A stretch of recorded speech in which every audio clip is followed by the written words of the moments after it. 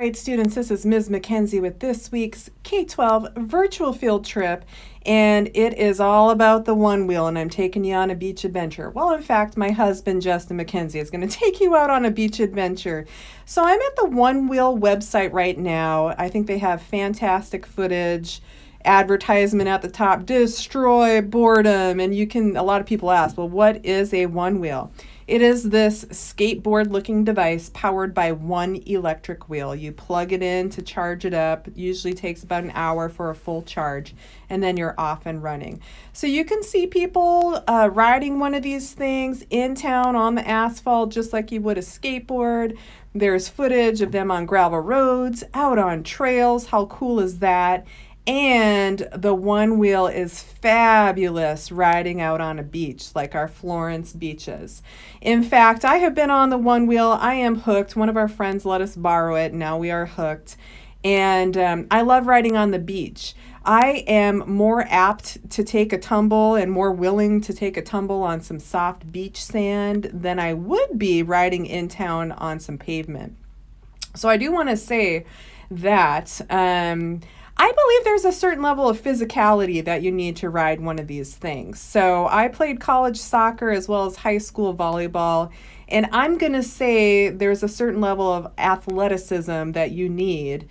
You are going to, when you first start trying this thing out, you're going to take a couple of falls. It's a given. So just as when you're playing soccer or volleyball, you have to be alive, awake, enthusiastic, you need to be on your toes, and you need to know how to and be ready to tumble elegantly without breaking a bone in your body. So when I went out on my first ride on the soft beach sand, I'm going to say I fell within an hour. I probably fell about 7 times. One of those times I did the splits. But after that, once I got the hang of it, once I got up and began to cruise along safely, then I got it. So maybe you could also kind of liken it to skiing, like water skiing. It takes you a little while to figure out how to get up and find your balance and get moving. But once you do, you kind of got it. Same thing with riding a bike. So, all right, you're going to see my husband out on the beaches of Florence. I think our favorite spot so far is Carl Washburn. It's a nice, flat, relatively not busy beach. And come on and join us for that One Wheel ride. So the One Wheel, this is a pint, and you've got your power button here. When you turn that on, you can see the light come on there, and it's going to wait to engage. And so you see those 3 dots, that means that you're going to go forward. So we start on your back foot. You put your back foot here. This is also how you brake. So you lean to the right and lean back, and this is how you can brake. But to engage, the foot pads have to engage with you standing on it. And so you see that blue light kind of change, and it's engaging. It's kind of filling it out right now. Now it's back to white. But when it gets to blue, it's ready to engage because I am on it. And, well, it could be a little smoother than that, but we'll try again. And that's how it starts. And away we go. Again, you have to lean back in order to brake. You lean forward and you accelerate. This is very easy right now this morning. No one else is out on the beach, so I have the ability to do this uninterrupted. And there's really not a lot of wind today like there was yesterday when I came out here. And so, as you can see, you want to slow down, you lean back. Camera work is still in progress, I apologize. But figuring out how to turn has been really fun and exciting. And also making me feel like step by step, they're a little more confident every time I come out here. So one of the interesting things about the One Wheel technology is that you have an app on your phone that will keep track of your speeds. It'll map out your distance and your routes, just like other tracking apps when it comes to walking and exercise. But it also tells me my average speed, and right now, if you're wondering how fast I'm going, I'm roughly going like 5-6 miles an hour. And so that's what 5 to 6 miles an hour is like when you're going along at the beach. But when it was very windy yesterday, the speed actually clocked out, my top speed clocked out at, if you can believe it, 21 miles an hour, which shocked even me, and also made me be very mindful about trying to slow down and be more careful. But these things can get up to, I believe they can go 24, 25 miles an hour, and you always want to maintain safety, and you always want to go for being in control, and going that fast doesn't feel like you're in control. Yesterday, I think when I went that fast, it was because I was going with 30 mile an hour winds. So there was that element that kind of lifted me a little bit.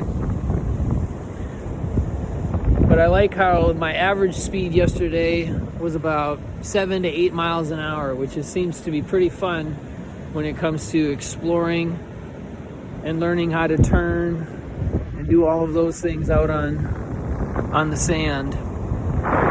So I would call that a nice cruising speed. 7 to 8 miles an hour like this is about pretty decent for cruising.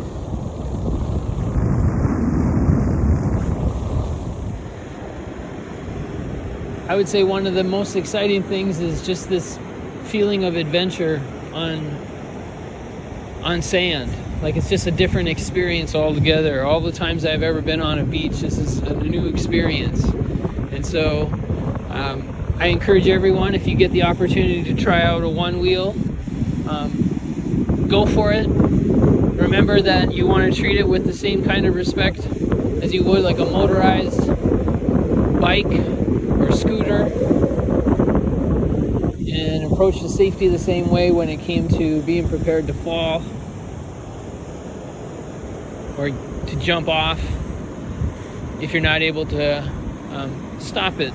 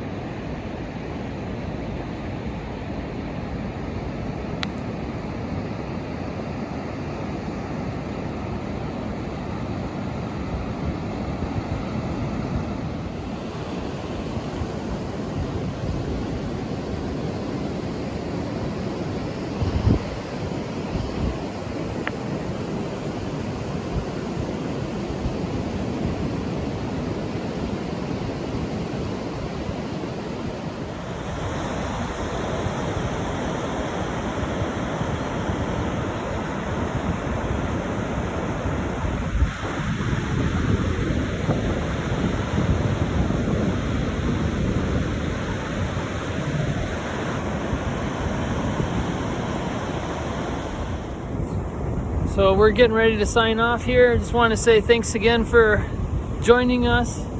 Hope you get an opportunity to get out and try out the one wheels. Get out and explore Oregon's beautiful outdoors and the coast and have some fun.